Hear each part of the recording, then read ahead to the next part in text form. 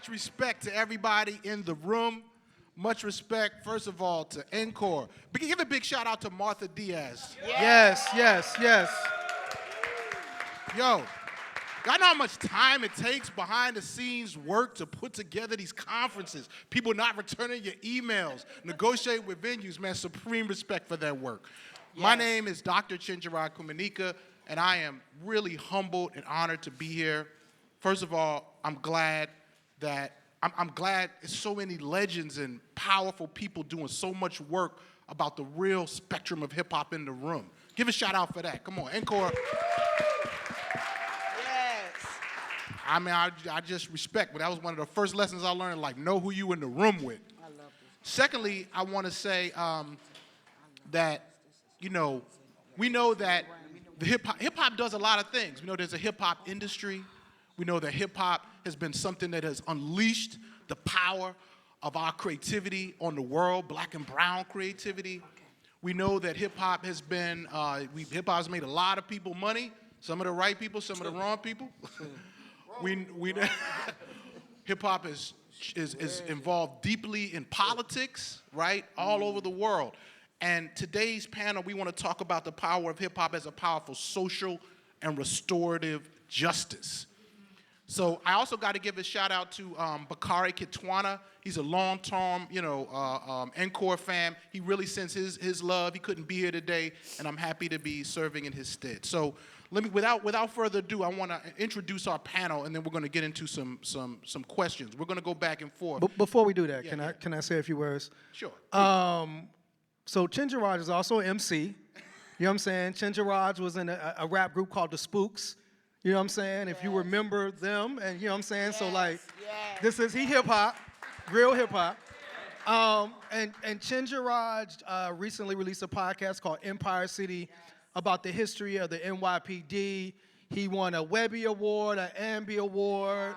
The New York Times said it was one of the podcasts that you had to listen to this year. So if you are a fan of podcasts, you probably know Chenjerai, but if not, like, Empire City is an amazing podcast. And same with Uncivil, won a Peabody Award. This brother's really... So I just wanted to big him. He don't want to big himself up. I just wanted to big him up. This is a good... Know who's in the room, right? Come on. Know who's in the room. Thank you, my brother. Jasiri X, thank you so much. I appreciate that. And, that's part of what we want to get to today, because as we'll get to, really... everything, the small bit that I've been able to contribute to hip-hop culture and in podcasting was all influenced by, in some ways, the people in this panel and people in this room. I sat down with Jasiri and Paradise, and they were the first people to really break it down and say, Chenjerai, man, hip-hop can be a lot of things. You can do justice with hip-hop. So we're going to get to that. So we want to start out by introducing Marianna Schaffer. She is a co-chair of Grantmakers in the Arts, and I've come to know Marianna as somebody who is always behind the scenes funding. Give it up for funding. We need funding, y'all. Come on now. Doing the work to make sure that the right kind of work in social justice and culture gets funded. So we'll hear more about her work, but definitely much respect to Marianna. My brother Jasiri X is a hip-hop artist, first and foremost. My brother got bars, and a leader, and in Pittsburgh, nationally, internationally known. Before there was a thing called the Black Lives Matter movement, I remember Jasiri being the one who was making the songs and putting people up, creating a network and currency about what's going on. And right there, the foundation, the architect, we got Paradise Gray, the grand architect. Yeah. Not just. I first met him in the work with the Black Watch movement, and I didn't even understand when I got to Pittsburgh how he was foundational to One Hood and so many other things. Look, if we get to telling the Paradise Gray biography, look, it's gonna be some other checkbooks and some lawsuits, because man, MP3 technology, don't even get me started. So much respect to Paradise. And then last but definitely the most, we got Doreen, Sparky D, Broadnax. You know what I mean? Original Sparky D. Yes.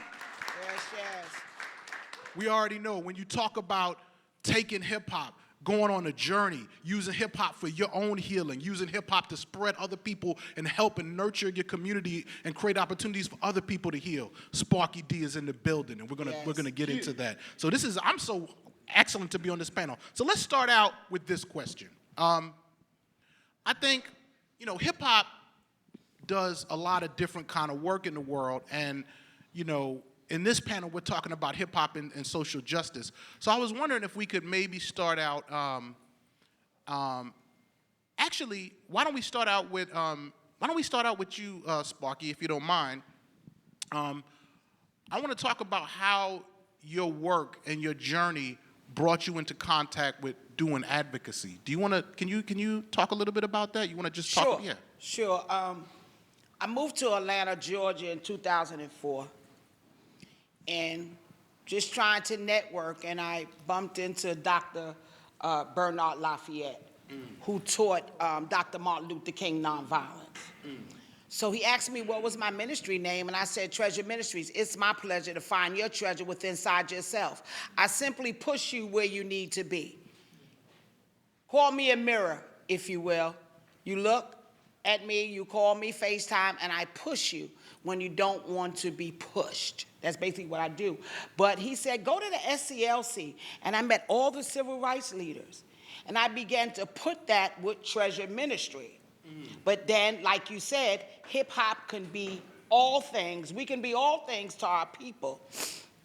And I got with the civil rights leaders, and Dr. Naomi King, may she rest in peace, she told me I was a butterfly, and God said that I was a monarch butterfly, and she speak to God about me at 6 o'clock every day.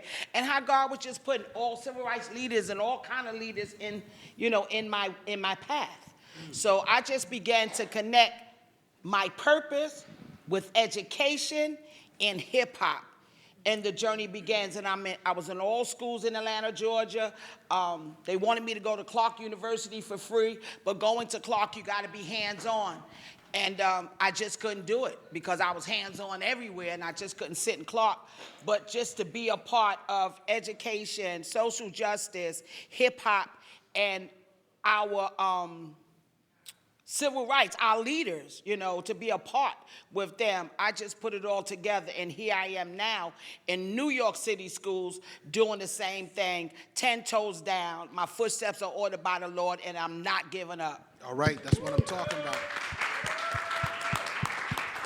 Could we just slow it down a little bit and tell us a little bit more about Treasure Ministries and the kind of work that's going on? What does that look like?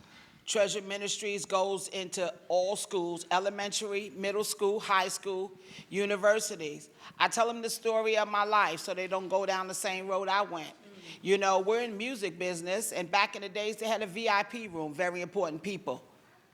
And I wanted to be important, white mother, black father. I didn't know who I was, so I wanted to be accepted, not knowing the earthly vessel is inside of me. 17 years of crack cocaine, prostitution, domestic violence, and homelessness. So this is what redemption looks like, you know? And I go into the schools, like I said, and Treasure Ministries is just helping someone else. It's not even about me. It's just pushing you where you want to be. Like you want to be an influencer. So I'll call you every day. I'll pray with you. I'll lift you up. I'll encourage you. And I just push you where you want to be. You want the job. Well, why you can't get the job? Because of your skin? And I'll just encourage you, just like you. You want the next promotion of being a principal. Well, I'll speak to you until you get it. I'll push you.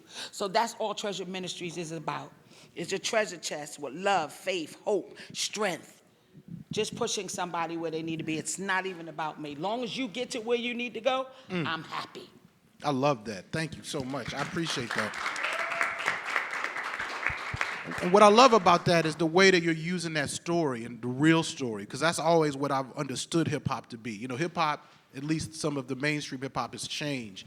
People sometimes don't want to look at the ugly parts of the story, the challenging parts of the story where we struggled. But I love how you're bringing that realness and then actually transforming that. That's beautiful.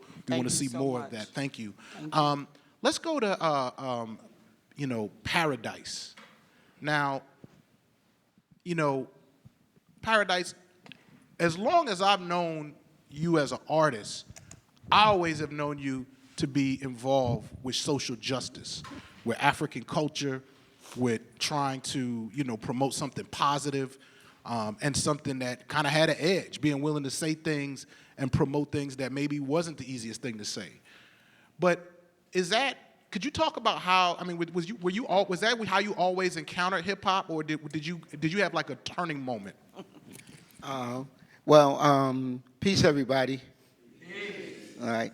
I'm 61 years old. I was born in 1964, Freedom Summer. Is there anyone here older than me? Raise your hand. I can't see. I'm blind, by the way. Okay. Well, I ask the elders, am I allowed? May I have permission to speak? Yes. Thank you very much. Peace and love.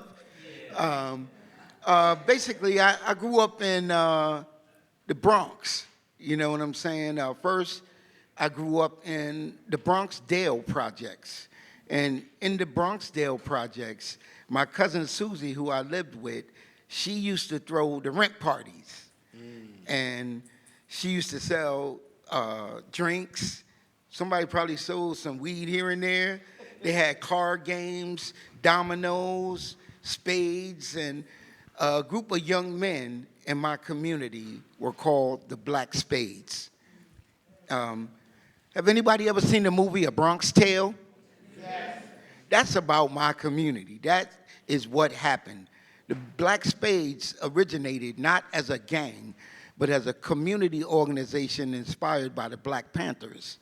And they basically formed because the white guys would come to our community with their leather jackets and their collars popped like the Fonzie, and they had switchblades and chains and bats, and they would ride motorcycles, and they would come into our community and rob us and beat us and treat us, really bad, and then drive back up to their communities laughing with our money and stuff.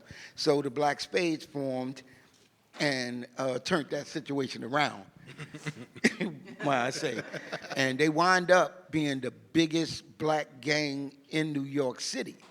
But their primary function was to protect us. They used to actually carry women's bags home, and they did various good things in the community. So there was no, like me growing up, it was twisted between, the lifestyle. Okay, so we had drug addicts, we had dope fiends, we had pimps, hustlers, we had number runners, we had various stick-up kids, and these was my friends. So it was like the ops was really bad back in those days. So you needed community unity in order just to function back in those days, because we had a different gang every 4 blocks. So that made me aware of what the power of black men in particular coming together and drawing a line in the sand. That made me understand the power of that. So growing up, I became a member of the Zulu Nation on the High Bridge section of the Bronx. I was 17 years old. I was one of the youngest leaders of the Zulu Nation, and I had over 50 young men in my community and my crew. Now, the thing about that, we didn't fight. Well, we fought all the time, every day, but we didn't kill each other, and we didn't stab each other, and we didn't do that. And 99% of the brothers that I grew up with in High Bridge are all still alive. Wow. Yeah, give it up, man. And many of them remain my best friends. Guys that I was in kindergarten, first grade, second grade, were still friends. And they all good men raising families. It's just a beautiful situation that shows you with the mind state. See, by the time we got 16 years old, we didn't have to kill each other because we already knew what it was. We knew who was tough. We knew who wasn't tough. And we didn't try to play like we was tough when we wasn't. And I feel like there has to be some science in there, because right now, the way I hear a lot of people talking about our young people is like writing them off. And look, I understand, because sometimes I turn on the hip hop and I get a little scared. I'm like, wow, okay, that was, Are you sure that's you're listening to hip hop? I get it. Are you sure you're listening to hip hop? Yeah. But that's a good question, right? Am I listening to something calling itself hip hop? Yeah, right. But because honestly, I say this in front of everybody. Yes. There's no such thing as hip hop. It doesn't exist. Hip hop is basically the history of Afro-Indigenous culture. It's a library. It's a canon. Hip-hop is like a Bible. It's like, to say that hip-hop started in the Bronx in 1973, there's never been a greater lie told. Hip-hop started at the beginning of time when man started to walk, when man beat the djembe, when the griots in Africa spit rhymes over them djembes, graffiti. Come on, Kilroy did graffiti. Cavemen wrote on walls. So did Egyptians, and so did Kemet. So did the Aztecs. All of the elements of hip-hop, none of them were created in the Bronx. These are things that originated from the beginnings of time, and we sample not just beats and music. We sample dance moves, we sample art, we sample creativity, you know what I'm saying? There's more elements of hip-hop than just the 4 original elements. We can add fashion and beatboxing. We could keep on going, because everything we do is hip-hop, because hip-hop comes from our experience, and we learned it from our elders. Yeah. I love that. I love how you drew that together. That's beautiful. Initially, I was like, I'm going to let the architect touch that one. I don't want to get in trouble with anybody. But I love the lesson that you brought through about the culture and that. Jasiri, for you, what was what was the intersection where you looked at hip hop and made that turn into hip hop as a force for justice, for restoration? Well, for me, I was a fan of hip hop. I was somebody that at one point was writing music and had a group in Pittsburgh and wanted to be a rapper, but I didn't understand the business of it. I was just, we was at Pitt smoking weed, just in the real me. So I don't know, I thought maybe Russell Simmons would come knock at my door. Like, I heard somebody from, what I'm saying? But we didn't really have a concept of how to go from, at that time, rapping in a college dorm to the actual business of it. And so and then kind of when the music changed to music that I wasn't, and it wasn't that necessarily I wasn't interested doing, that wasn't my story. My story was I grew up in the South Side of Chicago. Jasiri's my given name. I was raised socially conscious, but my experience in Chicago was all black, right? So it was I got the light skin jokes. I was a light skinned black dude amongst it. And then I moved to a suburb of Pittsburgh called Monroeville when I was 13 years old. And then now I'm at school with 95% white people, and I'm facing in-your-face racism for the first time. My initial response to it was, I'm gonna just punch you in your face. You racist to me. I'm gonna fight, got suspended. My mom was like, you can't. My mom was a nuclear engineer. So to my mom, education is the way out of poverty. That's just what got us out of the South Side. So her thing was, I can't fight because it'll go on your permanent record and affect what school you go into. And so that's kind of how I got into activism. And so for me, hip hop to me at that time, I felt kept me from assimilating, right? I didn't have to assimilate into the broader white culture because I had this thing that was hip hop, that was ours, you know what I'm saying? But the turning point for me was I was working at Pittsburgh Public Schools, and I had the opportunity to do after-school programming, and I was like, oh, I'll do, because I rap. And again, I wasn't rapping with the idea of this was gonna be a career. It was just a pastime. I would hear a beat, and I looked at it as a way to connect with my students. So when I went to the schools, at the time when I was working at Pittsburgh Public Schools, I had to wear a suit because I looked like a student. I was clean shaven. I'd be in the bathroom, teachers would come in what is you doing in the bathroom? I'd be like, I actually work for the board. So I was this young black dude with a suit. So teachers was like, well, can you deal with our problem students, which were the black students? And we would just start talking about hip hop. And so when I started this hip hop club, I was writing raps for my students at the time. Right around, I want to say it was 2006, a situation happened in Gina, Louisiana, where 6 young black men got accused. For a fight in high school, they were charged with attempted murder. One of the dudes, Michael Bell, got 10 years in prison. And this was at the same time of the emergence of social media. This is the dude, speaking of technology, Paradise was the one that called me and said, you got to have a MySpace music page. Because Paradise has a whole technology background that, again, this brother's story is so ill. So he was like, you got to get on social media. So I had a little MySpace page. So I wrote a song called Free the Gina 6 and put it on my MySpace page. Somebody took it and sent it to a radio host named Michael Baisden, who was syndicated around the country. He played it. Next thing I know, my song's being played all over the country. I actually took the beat from Just Blaze. I just found it just... Just took just a Just Blaze beat. Hip hop. And so now I'm in Gina, and for me, it was like, during that time where I decided to make a transition to working a job, because people would just kept telling me over and over again, like, conscious rap won't sell, conscious rap won't sell, you know what I'm saying? To me, I was like, I can't rap about the streets, I'm in Monroeville, you know what I'm saying? I'm in a suburb. So I wanted to talk about what I was experiencing of racism, which would be conscious rap, and people just said that doesn't sell. So when this Gina 6 song began to be played all over the country, I was like, oh, I was lied to. There is an audience for socially conscious music, and that's when I started to do the music part of it. And so all of my music was attached to some type of form of movement. You know, I was the first artist to do a song around Oscar Grant. I was the first artist to do a song around Trayvon. And again, I didn't know, what I didn't realize was like that these songs would, not that I didn't think the songs were good or to get played, but I didn't realize I would be like, now I'm family with Oscar Grant's family. Now I'm very close with Trayvon's mom. I didn't know that this would be a part of that. And so and just really quickly, so I want to say just two more things, right?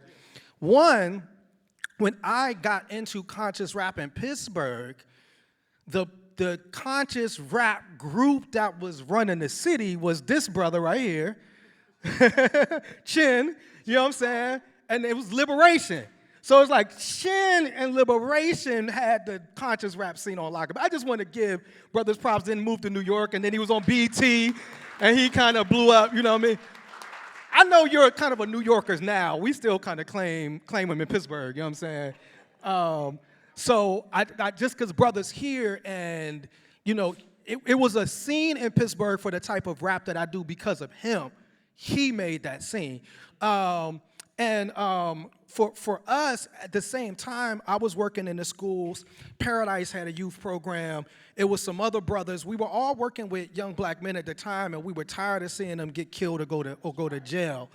And when we looked at what was activism at the time, it was like the NAACP and the Urban League. And no disrespect to them, but the people running it, we felt were out of touch with what was happening on the ground with the young people. And the thing we had in common was hip-hop. And so for us, One Hood was, and that's why we called it One Hood, because we felt it was hip-hop.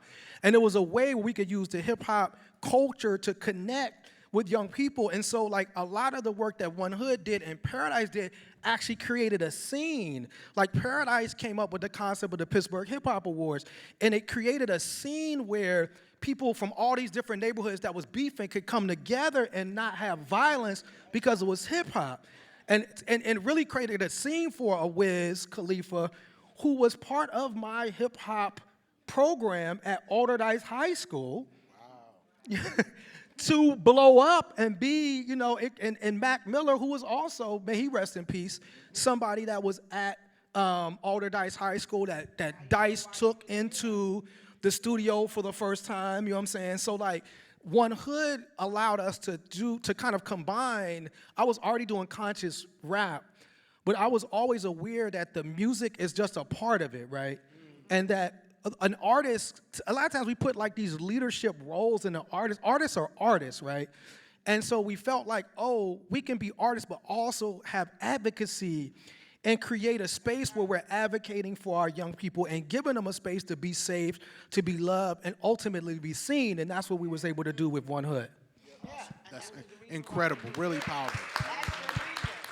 And now I want to Chenjerai, just to add to what Jasiri just said, we were very, very fortunate that we had great elders that paid us attention early too, because we went on the road with Harry Belafonte with The Gathering, and then we went to the National Political Hip Hop Convention in Chicago, you know what I'm saying? Then we went to the Millions More movement. So we look at what our elders were doing and what they were charging us with, and we said, you know what, we got to do something. And that's what made us come up with the concept of one hood to bring us all together that was already there doing the work. We just formed Voltron. And when we got with Mr. Belafonte and he started the Gathering for Justice and we went to the meeting, he had this sister there, Marianna, helping him build out the Gathering for Justice and helping him connect to funding and all that made Mr. Belafonte rest. And that's how we met, you know, with Mr. B. Yeah, I mean, I kind of want to make a turn. And by the way, in about 15, little less than 15, I'm going to come to y'all. So start thinking of your questions, comments now, because we're going to come to you. I learned about One Hood's work as a graduate student at Penn State. You know, I had no plans to go to graduate school. I had been a hip-hop artist in the Spooks, was doing different things, and then somebody said, yo, you could study like the entertainment and media in college. I just didn't know that. Once I saw you could do that, and I saw a couple of the books that have been written, you know what I'm saying? I was like, you know, I saw Trisha Rose's book. I was like, whoa, wait a minute, you could do this actually at the university level? So I was fortunate to get in, but I started seeing something I didn't like that I want to talk about, which is that I saw a lot. There was a thing called hip hop studies, but at that time, I wasn't seeing the name Martha Diaz at the center of it. At that time, I was seeing these people who was like, just because they had these degrees and letters behind their name, they was writing articles about hip hop, and I'm like, but you're not like the people that I know, you know what I'm saying, doing the work. And then I was watching people doing real work that was not just, like a lot of these people were studying songs that were out that they saw on a chart and telling you what they think them songs mean. As opposed to like, I'm like, I know people who's in the community doing work, like Sparky D, doing actual work, transforming. They're taking the thing, it's not theoretical, like heroin, like One Hood. I'm watching it, and I said, I want to make that my dissertation. That's what I want to study, this real hip-hop work in the intersection. And it kind of brings a question that I want to ask you, Marianna. At this crucial moment where we see forces coming down trying to tell us, they're trying to erase the culture, they're trying to raise budgets, they're trying to take all those parts of the academy that might be telling the truth about things and get rid of those, right? And some of these universities are kind of going along with it. Some of these organizations are kind of trying to keep their head low, even though so many of them, if we sat here in this room and collected stories about how these institutions have benefited from hip-hop culture. So my question, Marianna, is what do you think, you know, the higher education actually owes to hip-hop at this moment, and the role that needs to play in this fight? I know that's a big one. It is a big one. Easy question. Easy question. But I'm gonna go back for a minute because while I was hearing everybody, and Jasiri, we go back, and I can't remember the sequence. Anyway, we've known each other for a minute, and also funded Jasiri's work. And I just wanted to say, riff off of the question from before, which is, you know, I've been a funder. I funded in criminal justice reform, youth justice. I worked in climate justice. I worked in how climate actually impacts real people and community, and through all of this work, I kept going back to creatives and artists are the ones that actually can create change and impact in these spaces. Because I was funding a lot of policy work, which is great. I don't want to, you know, the policy work is important, the advocacy work is important, but I think we need, and you know, there's a lot of talk now about narrative change and culture and how the culture precedes. Like that's the new funding co-word. That's the new Narrative funding co-word, change. narrative change, and you know, and I believe it in the sense that artists and creatives are always, I'm going to say, particularly in the philanthropic world, like 100 steps ahead of us, right? But all of that to say, in my work, I kept coming back to artists and creatives as the bearers of the work, bearers of the culture that actually have the chance to create the change. And so I always looked for projects and work that did that in my own work. So even if I was funding criminal justice reform, what are creatives doing in that space? In climate space, what are the creatives doing in that space? Kind of sneaking it in. Even though I had an arts portfolio, I tried to sneak in the work of artists and creatives into the work, because that's where I see there has to be a creative and artist at every table, in my opinion. And I'm going to answer your question. No. We can come back but to I just wanted to say that is I've also grew up in a socially conscious household. I don't remember a time when I didn't have a barometer in that sense. Being on the philanthropic side can be challenging. There's lots of tension between what it means to, but I'm also, in those spaces trying to do my best, as we talked about, to just move money. That's my motto these days. Y'all just please move the money. We're gonna get rid of, we don't need all the hoops. Right now, going back to this moment, we just need to be moving the money, and we need people to stay the course. And I'll answer your question about higher ed. But let's stay on this for a minute, because when you see that, when you think about funding, particularly like the hip hop work that is hip hop inspired or using hip hop or working through hip hop, what are some of the obstacles? Have you seen any obstacles sitting at those tables? And particularly, I'm saying that with the mindset of what people in this room, what people who might see this later, who are trying to access that, what do they need to know about what those obstacles are? Yeah, and I'd be curious what you think too, Jasiri, and others who have accessed this space, and you too, Martha. I think the biggest obstacle is the people looking at the work having a lack of understanding. It's not the work that has the obstacle. It's the people on the foundation side, I think, that create the obstacles that aren't always, and listen, I have incredible colleagues in the space who are doing the work, that we're all trying to work together to sort of open some of this up. But I would say in some spaces and places, we have program people who are amazing, but ultimately answer to boards of trustees. And if you have boards of trustees who are approving grants, there's often a delta between the understanding of the work on the ground. There's the work on the ground, then there's the program person who's trying to interpret the work on the ground. By the time it gets to the board, I think the biggest obstacle is a lack of, on our side, of understanding and conveying how important this work is and what it means. That it's not just the thing that's on your radio or the thing that you kind of heard about. There's a depth of understanding, I think, that is required. Not only how arts and culture impact this work, but even further, the role of hip hop in particular. So that's an obstacle. We've also talked about, I think, this attention in some art spaces also, where there's a tension between being an artist for artist's sake, and being whatever term we want to put on it, but artist activists, social justice artists, socially engaged artists, all of those terms that sort of talk about, I'm doing this work with meaning, with intention, with care, with a purpose and a goal that's beyond the creative side. And the way I think about it is both things can exist in equal measure. One doesn't have to, and so I think that is also sometimes an obstacle in understanding. If people are doing advocacy, people see it as, oh, that's not high art, or something like that, and they want to fund the high art. Exactly. There's a tension between what is sort of the good art and the advocacy art, and that advocacy work. And I'm using this language very loosely, right? Because I think they're integrated and they're one. I'm using this in the way, from my perspective, I wouldn't always talk about it like that. But Jasiri, we funded you as an artist activist.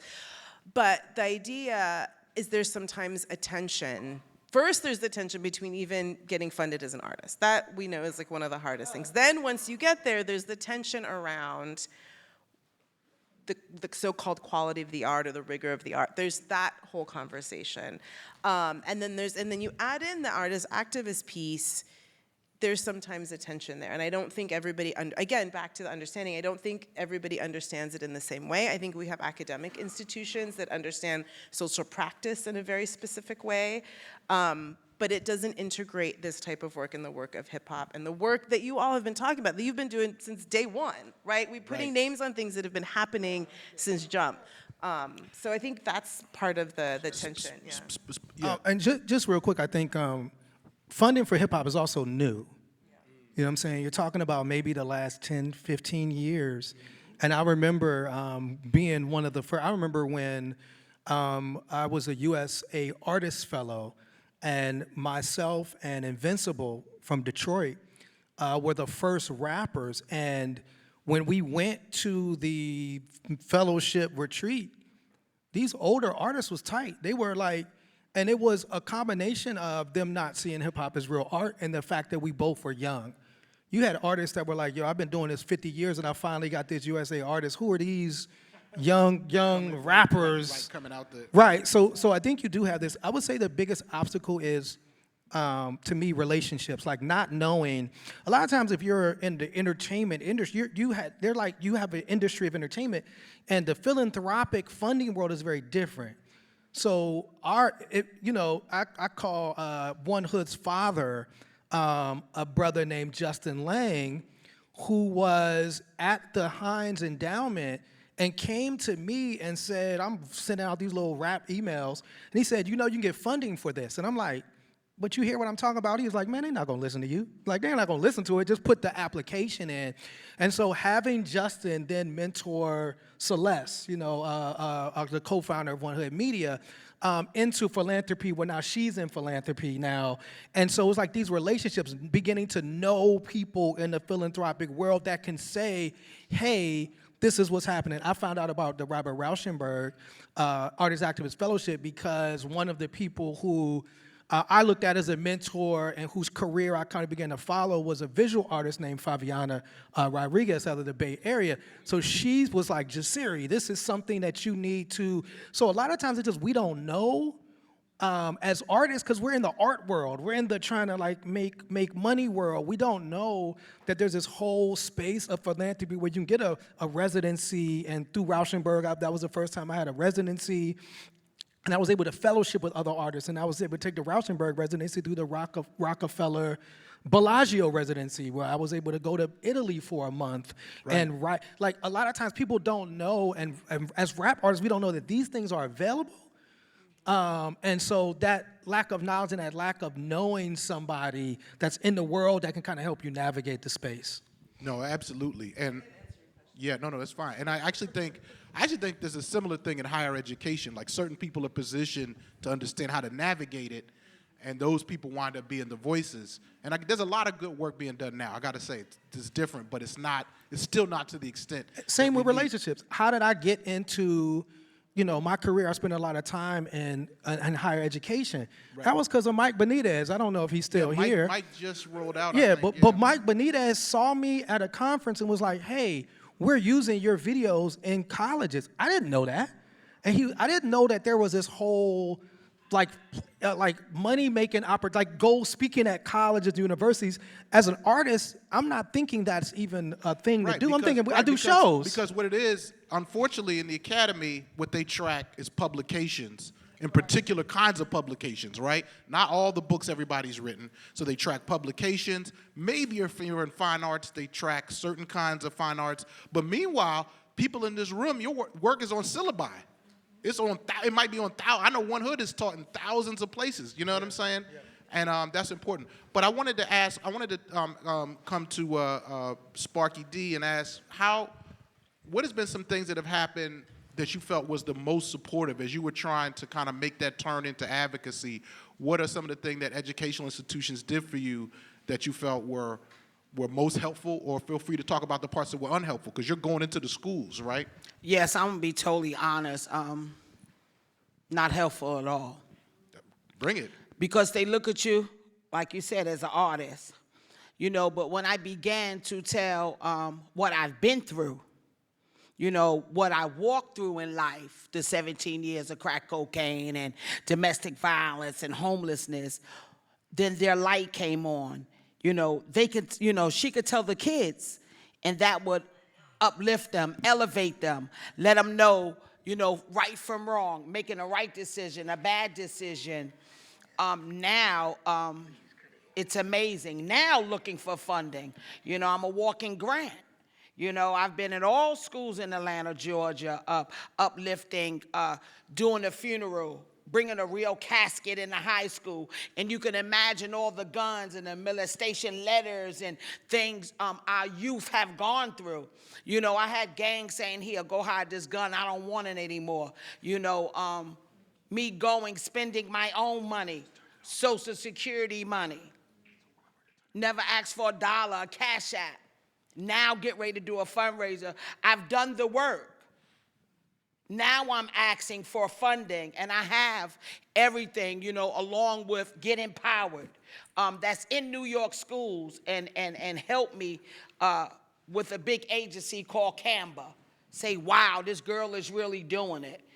We give the key to the city, we give the key to Diddy, and not judging him where he's at. I love him. He's one of us. But you give him the key because of his music. But then you have someone like this gentleman right here, someone like Paradise, someone like the woman right here who give out funding, or myself, or Martha Diaz. Why don't we have the key to the city? You understand? But here I am on those streets every single day. But watch this, and I'm going to close. Absolutely. I don't even live in New York City no more. But I come from Atlanta and come do this from my heart. That's much respect. Travel all the way here to come do this. So that sounds to me like that's part of the answer to the question, which is that there's no way you can have all these educational institutions. You know, by the way, I'm on the national board of the American Association of University Professors, and I'm seeing how professors are trying to fight some of this Trump stuff. But you also see some of the budgets and resources that these universities have. We do have to have a talk about some of these endowments. You know what I'm saying? And what that's supporting and what it's not. So I want to open it up at this moment because I want to make sure that we have a chance for other folks to come in and bring it. We have other things to talk about. But does anybody have a comment or question for our panelists about anything that's been said about restorative justice and hip hop being used in that way as a voice for change?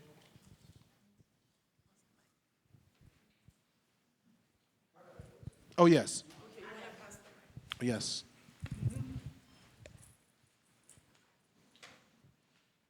Peace, family. Peace, family. My question is, as leaders now, seeing where the youth is at, how do y'all plan to strategically reach them and to make sure that we continue this movement of activism and creating a space for our young brothers and sisters that's coming up, that's using, our creations and hip hop as a way to, break through, statistics and society and stuff like that. So. We can't save them all. We can't save them all, but we can save a handful, and we just continue to do it over and over and over. And love covers the multitude of fault. You got to be real with these children. You can't come in here fake. You know what I'm saying? You got to let them know what you done. Because you may have some people come in there like they only picked up a pony, a Miller, a little pony. Stop playing, nigga. And they know this. So you got to keep it real with them. Anything else is not going to work. We're not going to save everybody, but if we save a handful, and then that handful, save that handful, and they'll get better. But at least we save somebody. But you got to keep it real. Don't come with that. Yeah, I would say, too, like a couple of things that we do at One Hood. One, we have a program called Open Studio, where it's like, okay, you can come and, like, we're going to meet you where you're at. We're not going to judge the type of music that you do. We're not going to be critical of you because the room is going to smell like marijuana, even if nobody smoke it. You know what I'm saying? Like, we're not going to judge you on that. Like it's an entry point for you to, like, get to know us and we to get to know you. So, like, come to Open Studio. It's free. You can record whatever you want. You can learn the process of recording. And then we have this kind of, like, universe in One Hood because we also have a lot of opportunities to perform. So then it's kind of like, okay, well, here's the opportunity to perform where you get paid to perform. However, because of how it's a certain type of music, like at this performance, we can't we can't kill everybody at this performance, right? At this performance, we have to do a different style of music. And so so we have, the way we do the performances, we have like, the payment system is 3-tiered. It's like practice, the show, and then a debrief. Well, how did you do? How did you feel? You know what I'm saying? And so that's another way. Then we have another program called We Keep Us Safe, which is like, for us, it's like young people determining what safety looks like for them. And so it's also important, like, whenever we engage young people, too, we pay them for their time. You know what I'm saying? Like, we're getting resources, we're getting funding. And so anytime we write anything, it's like we are going to pay these young people for their time. And so it's also creating a space where they feel safe, they feel comfortable. And Because what's happening right now is a lot of what they're learning about, particularly politics and consciousness, is online. And they're getting a lot of misinformation. They're getting a lot of AI. We've had young brothers come in, like we had a group of young brothers come in, like we rock with Hitler. And we was like, excuse us? You rock with who? But we had to have a whole conversation about what they were seeing, how they were seeing, because it's like if you don't engage them, they're going to decide, they're going to be influenced, so it's by whom. So for us, it's creating a safe space where you could come in, you could be fed, you could be appreciated, you could have opportunity to perform, and then we can engage you and meet you where you are, and then kind of have that conversation of mentoring and growth. So we have most of who works for us are people that came into our program as interns or as artists and then have grown to where it's now we're hiring you. You know what I'm saying? And you work for One Hood. So that's, to me, the ecosystem that we built in Pittsburgh. Yeah, that's actually a great pipeline for leadership. I'm also seeing this in philanthropy, right, where they're creating these youth advisory committees. I'm just moving on this. I just wanted to say that. But anybody else? Comments? Greetings, everyone. Thank you. I would like to take a moment to talk about the spiritual warfare that lives in hip-hop. What's your name, by the way? We should have everybody introduce themselves. Dre Drummond, he, Pleasure him. to meet you. All right. Yes, yes. As a millennial, we're very much into spirituality, frequencies, 808 beats, affirmations. All of that is living in the music right now, especially as we see both black men and black women dying, whether it's spiritually or physically on the streets. And so there is this dichotomy for me of the preservation of it, but what is the reincarnation you feel of hip-hop? Paradise said that hip-hop is dead. Sorry. Gotta get the quote right, but Sorry, yeah, that was the other thing. Sorry. That was Nas that said that. It's understood. I'm so sorry. But you know what? I will take the accountability from my own tongue and say I believe that hip hop is dead based on what I just said. I hear in you. this idea of when speaking of elders, we don't have that right now. And then when these younger generations look to the elders and you are prophesying over them with money, with drugs, with status, how do we continue to again preserve while also not being co-opted? And used for our energy and our wholeness. I think that it's extremely pervasive right now in how darkness shows up in Yes. hip-hop, how it continues to be a spirit, not just, again, a culture, but there is a harvesting, there is a soul that is moving through this music, through that sound, through this ritual. And if anyone saw Ryan Coogler's Sinners, we saw that time of as music as medicine, as music as something that is beyond religion or spirituality. It's just something that we move in community in. And so, yeah, I don't really have a Thank you. a question, but it's something that lives. Yeah. Okay. Yes. Okay. Thank you, Paradise. Sorry for misquoting you. Okay, but thank you. It's all thank you. right. Well, I just want to clarify, first of all, hip-hop can never die as long as we live, period. And melanin is hard to kill. They keep burying us, but they don't know that we're seeds. You know what I mean? So basically, hip-hop means higher infinite power, healing our people.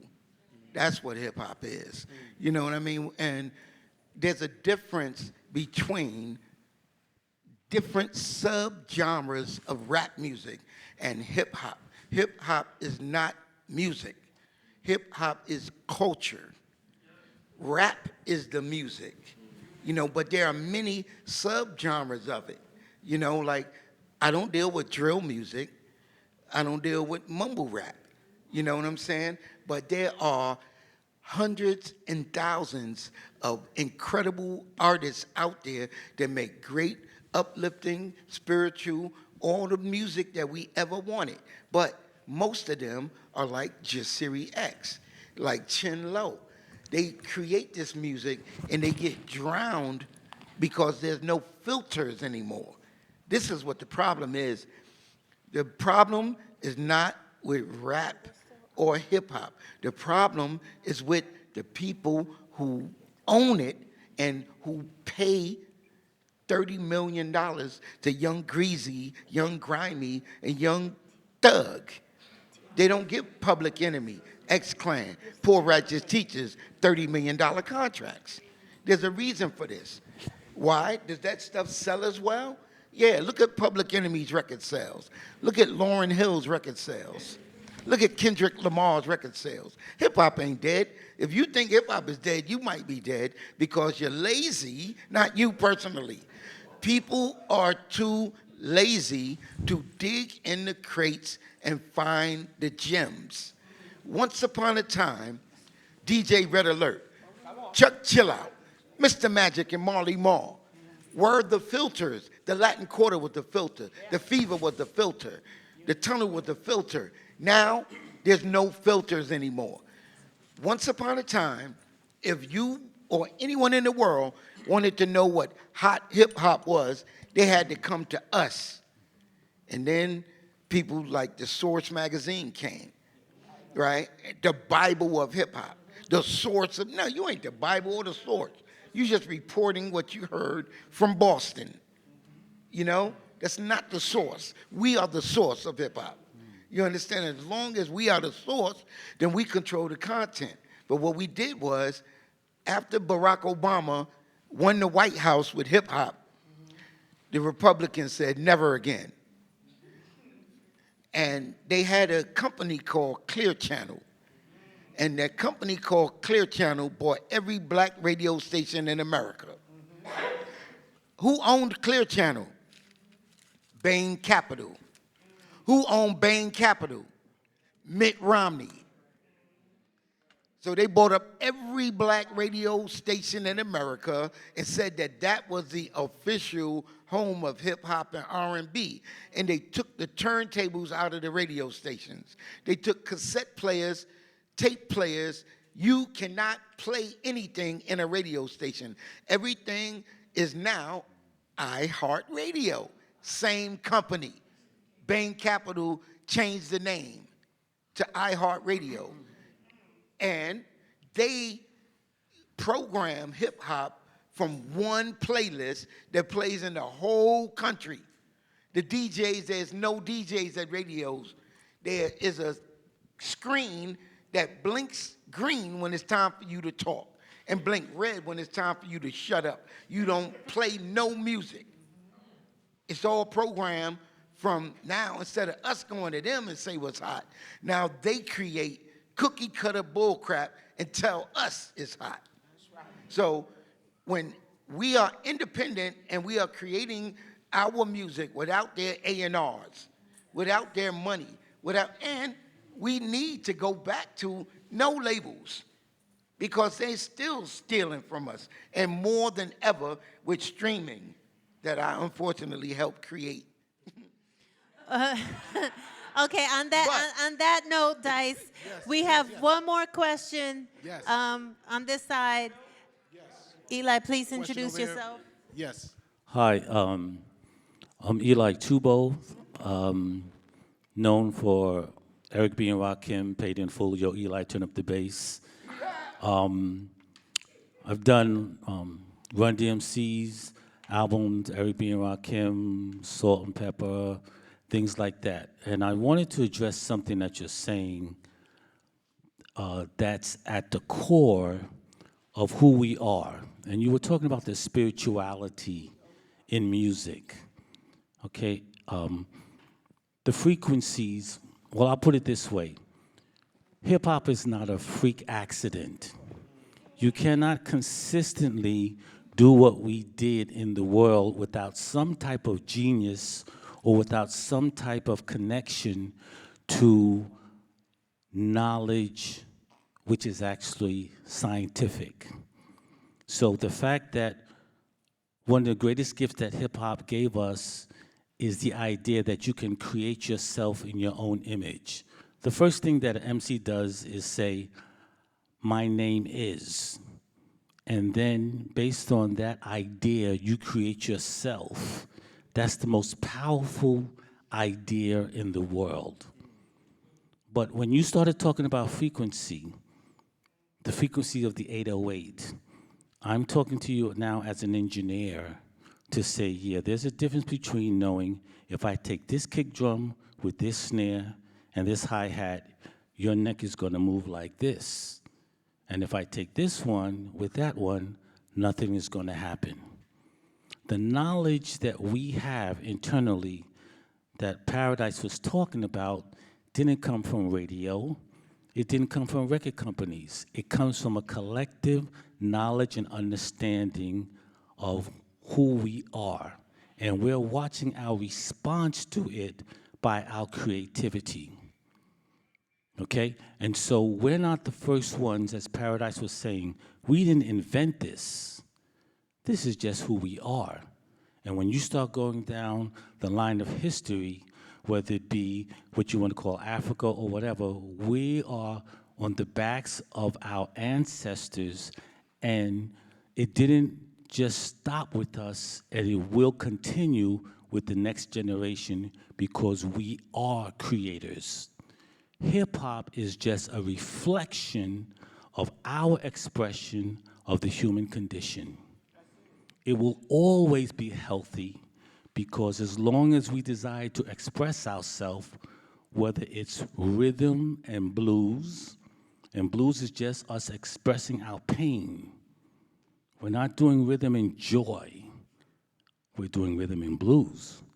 But we're so powerful and we're so beautiful that even in us expressing our pain, it inspires the world. And that will never change. So we're talking. Yes. So we're talking about the science, the spirituality. It's all connected. It is the collective knowing that all of us in this room have together so that when somebody gets on and dances, we see it, we feel it, it responds to us, and we're connected. Thank you. And yo, And thank Eli, you. Eli also did Thank you. We Sparky got to D's bear album. witness. And I know we're out of time, but I just want to say, I just got to shout. I just want to show y'all the power of what you're talking about in terms of the music. Now, brother Eli Tubo doesn't know this. He may not remember this, but when I first got into hip hop in around 1998, my friends and I had a group called the Spooks, and Jazzy Jeff from the Funky Four, he recognized something in our group. He said, "I'm gonna bring y'all to the studio," and he helped us craft our demo. And there was a man sitting in that booth right there in Soho named Eli Tubo. He was the engineer. He sat there at that time. He had cornrows, and we was like, "Yo, he's the ones." And he sat there and put the science, the spiritual science on those demos. When I'm talking about, like, he was doing stuff in there with the vocal arrangements, with the drums, and those demos are what were responsible for my entire hip-hop career, which was also responsible for my education career. So I got to shout out to this brother. And can I say one thing real quick? I just wanted to go back to brothers, the sinners, and I think for every artist, the question is like, do you let them in, right?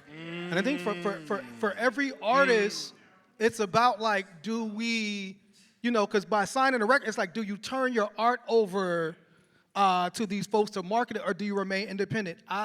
In my career, I decided to remain independent, but by remaining independent, you don't get the fame. You know what I'm saying? Like, so that was a choice that I made. I did a song called The New Nat Turner. I made a choice to say, I'm not interested in being a mainstream artist. I'd rather be independent. But also, there's incredible, artists here. There's probably more, but just the one, just right. You got Jay Rawls, one of the most recognizable hip-hop producers right here. Queen Heroin just put a project out that's amazing. You know what I'm saying? I just met my brother Y, you know what I'm saying, as a dope artist. Chinlo has a soul science lab. He's been making creative, dope, independent music for a long time. Aisha Fukushimi is over there, a worldwide international artist. Omeka is somewhere around here, you know what I'm saying? Oh, he just walked out, you know what I'm saying? Another incredible independent artist. So you have, I think, Davey D, come on, man, you know what I'm saying? Davey has such a historic, he's in museums now, you know what I'm saying? You got Prime Minister Pete Nice, you know what I'm saying? Of Third Base right here with us as well, you know what I'm saying? So just even in this room is folks that we can say, like, that as artists that didn't let people in, decided to do it independently, that we can decide to support their art as well. And so kind of like what Dice said, just doing that knowledge and seeing like beyond the mainstream, where are the artists and where is art being created? Because oftentimes like, you know, they look and see artists looking, oh, this was what's popular right now, and they kind of take that sauce and then they take it to the mainstream. And so I just wanted to shout those folks out. Thank you, brother. One second, and I just want to say, continue doing what you're doing, and you'll stay in your lane. You know, and the doors will open for you. You know what I'm saying? Just take me for example, the first battle rap out of Brooklyn, and none of them never want to touch me. And I'm 60 years old, and they still don't want to touch me. Watch out. Hear me what I tell you. And all doors been closed, all doors after door after door. But when I begin to pick up my purpose and leave that hip-hop tribe, Eli also did my first hit gold single. Sparky D, I battle Roxanne Shante. But right now, that can't get me on the New York City buzz. But my purpose can. You follow me? And corporate is not going to show up for you. You know, it's only a handful. But if you just continue to do what you do and stay in your lane, I guarantee you that you'll be all right. Okay? Yeah. All right. All right. We have got that was some powerful science. I think one theme I hear is that there is a hip-hop that is bigger than the hip-hop we see reflected in the industry, even though we see it reflected there too. It has a spiritual power. It has an educational power. It has a transformative power that can help us, you know, address the situations in our community, and we need to connect with each other. So most of the work on this is not going to happen on this panel. It's going to help by us making sure we all connected in this room. So everybody give a big shout out to our panelists. Make sure you connect to someone. And thanks and shout out to Martha Diaz. Thank you. Thank you so much. Oh, my God. I'm here stuck. Like, one more time. Give it up for the amazing panel. All right.